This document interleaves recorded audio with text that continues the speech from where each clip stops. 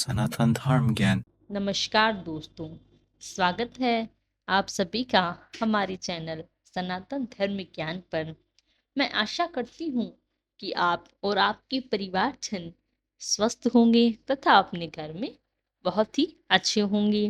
तो बिना समय व्यर्थ किए आपको लेकर चलती हूँ आज की अद्भुत क्रमांक की ओर। जैसा कि आप सभी ने पढ़ ही लिया होगा, तो आपको लेकर चलते हैं हमारे जहाँ पर आज के अद्भुत विशेषांक की ओर, जहाँ पर आपको मैं 4 उपाय बताऊंगी। और यह 4 उपाय इतने अद्भुत आपको आज बताएंगे जिससे आप अपने भाग्य को देखेंगे बहुत ही समीप से। तो चलिए आपको लेकर चलते हैं पहले उपाय की ओर।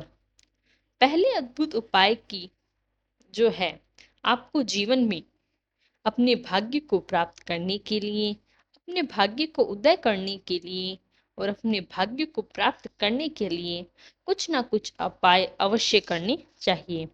कुछ ऐसे तरीके हैं जिसमें आप अपने लक्ष्य को शीघ्रता से प्राप्त कर सकते हैं। तो उपाय मैं सबसे पहले आपको बताती हूँ।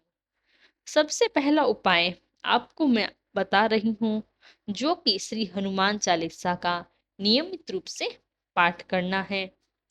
श्री हनुमान चालीसा आप यह मान लीजिए कि हमारे सनातन धर्म का एक ऐसा मुख्य सूक्ष्मतम ग्रंथ है जिसमें महाराज जी ने अपनी अपना जो प्रकाश है वह इस प्रकार दिया है। महाराज जी कहते हैं कि हनुमान चालीसा की प्रत्येक पंक्ति अपने आप में एक महामंत्र की भांति है।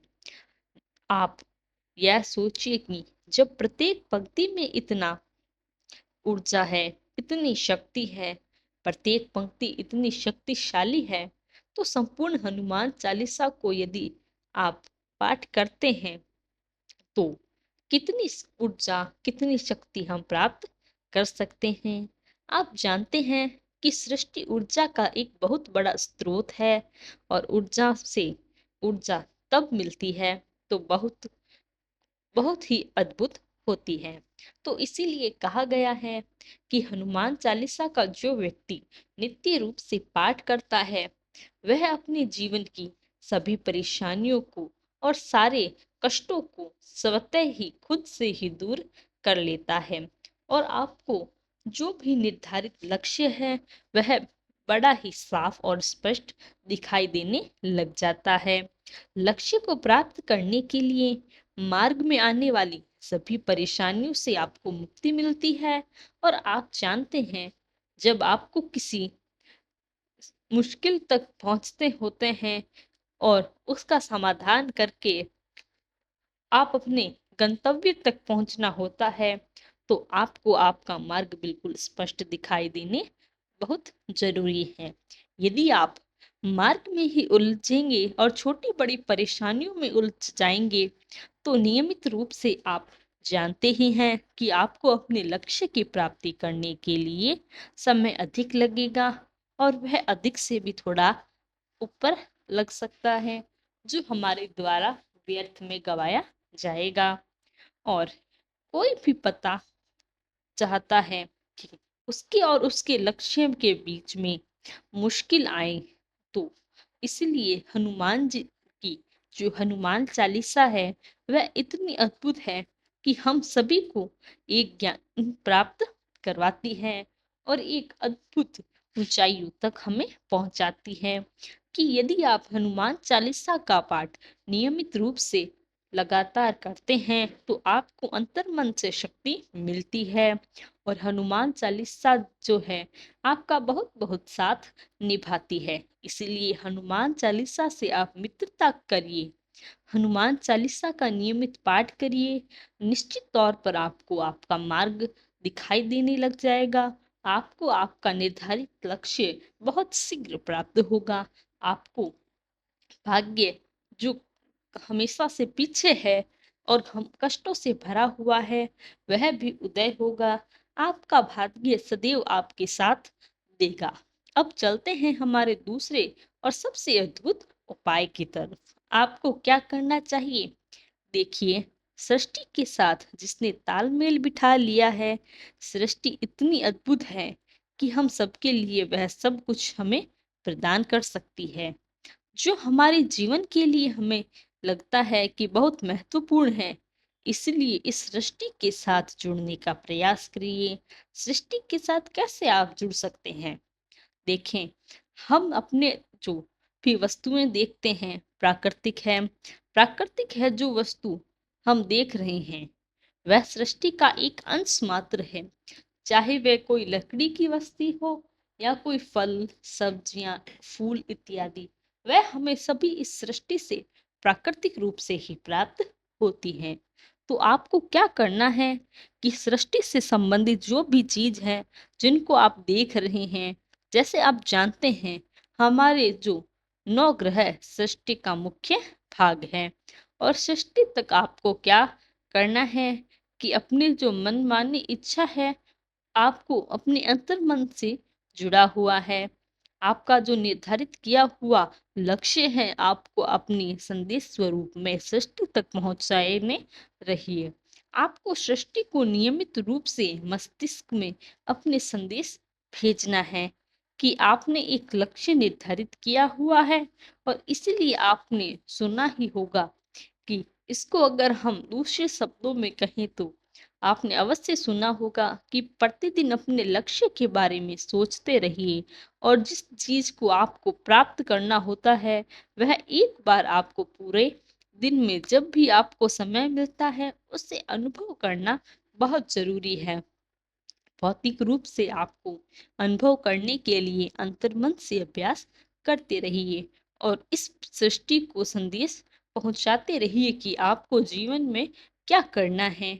आप जो आपका जो वृक्ष है, अगर आप उसको जल मिलता रहता है, और तो उस लक्ष्य के मिलने पर आपको कितनी खुशी होगी, यह संदेश आपको सृष्टि तक पहुंचाना रहना है। इससे होगा क्या कि आपके और आपके लक्ष्य में आपको एक ऐसा साधना प्राप्त हो जाएगी, आपको एक ऐसा अभ्यास प्राप्त हो जाएगा, जिससे आपको ये लगने लगेगा कि आप और आपका लक्ष्य, आप बहुत दूर नहीं हैं, आप बहुत नजदीक हैं।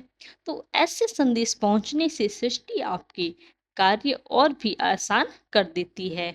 और यह है दूसरा सबसे अद्भुत उपाय कि सृष्टि से अपना संदेश आप पहुंचाते रहिए। आपका लक्ष्य क्या है, आप सृष्टि को बताते रहिए। इसके लिए सिर्फ इतना सा करना है, आपको अपनी लक्ष्य के बारे में जब भी आपको समय मिलता है, उसको अनुभव करना है, अंतर्मन के लिए बढ़ना है। और जैसे हम देख सकते हैं, अगर कोई व्यक्ति जो किसी अफसर की, कोई बच्चा कोई डॉक्टर की तैयारी करने की सोचे, तो वह मन ही मन में खुद को वैसा महसूस करे, तो उससे उसके अंतर मन की जो शक्ति है वह और भी बढ़ जाएगी, और वह अपने लक्ष्य की ओर पूरी एकाग्रता से आगे बढ़ता है, और सृष्टि को भी यही संकेत मिलता है। इसी प्रकार हमारा दूसरा अद्भुत विशेषांक यहीं समाप्त होता है। अब चलते हैं तीसरे अद्भुत उपाय की ओर, जो है जीवन में जिनको भी आप गुरु मानते हैं। जैसे व्यक्तिगत तौर पर तो मेरे तो जो गुरु हैं, वह श्रद्धा श्री महाराज जी ही हैं। तो उसी प्रकार से आपके जीवन में भी जो आपको, जिनको भी आपने गुरु का स्थान दिया है, जो भी आपके श्री गुरु हैं, उनसे आप नियमित रूप से उनके सानिध्य में बैठिए, उनके पास रहिए, उनके दर्शन करते रहिए, उनसे मार्गदर्शन प्राप्त करिए।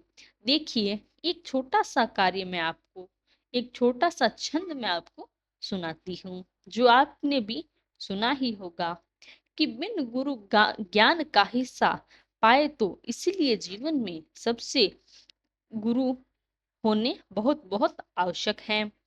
गुरु कोई भी हो सकता है। आपके माता पिता आपके गुरु हो सकते हैं, आपके शिक्षक आपके गुरु हो सकते हैं, आपके परिवार में भी आपका कोई गुरु हो सकता है, या गुरु का स्थान आप किसी को भी प्रदान कर सकते हैं।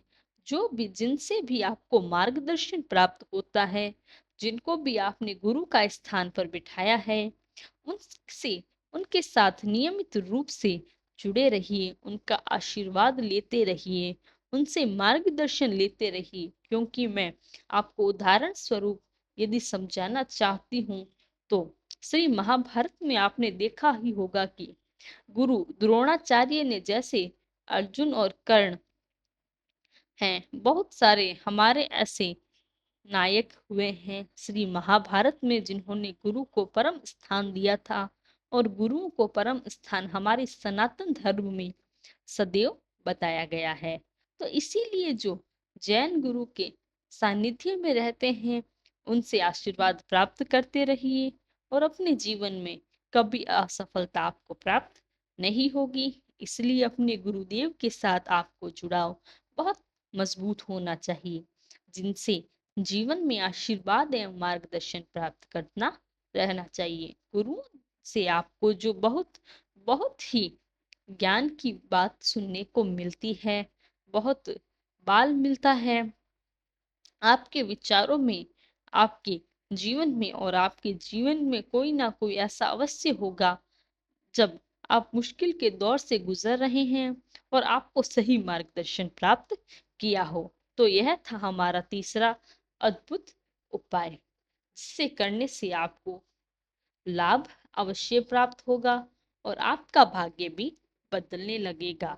आपके कष्टों की घड़ियां समाप्त होने लगेगी और आपका जीवन एक सद्मार्ग पर चलना शुरू हो जाएगा।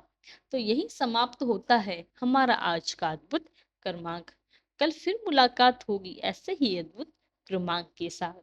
अगर वीडियो अच्छी लगी तो लाइक, कमेंट, शेयर और चैनल को सब्सक्राइब करना ना भूलें। तब तक के लिए धन्यवाद। महाराज जी अपनी कृपा आप सभी पर बनाए रखें। जय गुरुदेव।